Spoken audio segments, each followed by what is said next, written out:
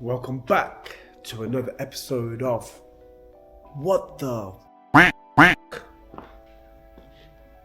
Today is just a little one, short video, just a video to show you guys what I was talking to you about yesterday in regards to getting the primer prepped up and cleaned up and getting that surface nice and smooth, ready for the paint. So have a look at this. So obviously yesterday we started getting this side prepped up. Now as you can see, obviously nice and level, no pigmentation, and obviously you are going to burn through in certain places. However, obviously what you can see there is the epoxy primer that was underneath. This is why it's important that we base the car all in one color, so that when we do actually put the color down, we've got a nice clean white canvas to actually lay our color down. Because what will happen is, depending on what color you're actually painting the car, these sort of sections here where you can see the gray primer underneath the white primer, just like that there, they bleed through. So depending on what kind of color you're painting, if you're painting well, for anybody who's watching this that is a painter, as you know, silver is like the worst color to paint. Pigments move, you get a lot of bleeding, and so colors like reds, although you know they're quite a deep color, it takes a long time and a lot of layers before it actually covers areas like that. So if you put a nice, after you've done your primer work, cleaned it all off, got it in the booth, lay down like a couple of drop coats of a particular color.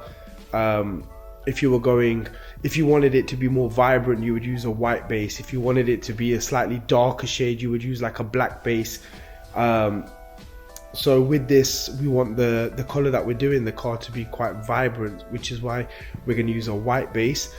Once we've got a nice white base on, we know that all of these areas that we've burnt through the primer with, so obviously all these areas here, certain places obviously just, you got to be so careful on the edges, you know, a little bit there, they will be nice and covered, all back level again in white, and that will allow, sorry, got a little bit of a cold, hence why I'm going, it ain't for any other reason other than that, I promise.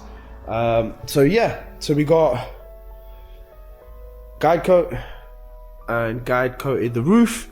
So what I'm going to do now is I set up the other camera over here, and that's going to basically do a little time lapse of as we're working.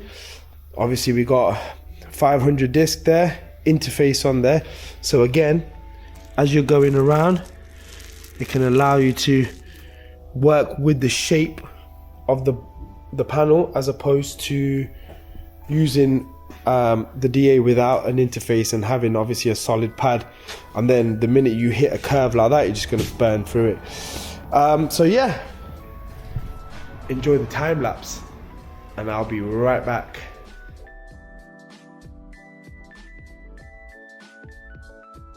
So as you can see, already you can see the transition, look, smooth, nice and level. Then obviously still you can see the areas we still need to get to. Now a lot of these areas here I probably won't do with the DA because it'll end up just catching the edges, burning it up, but I'm going to try and do this. I'm going to attempt.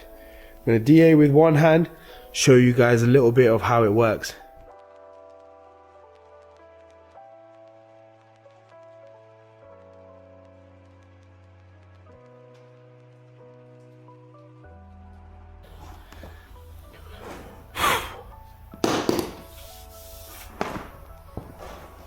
Alright.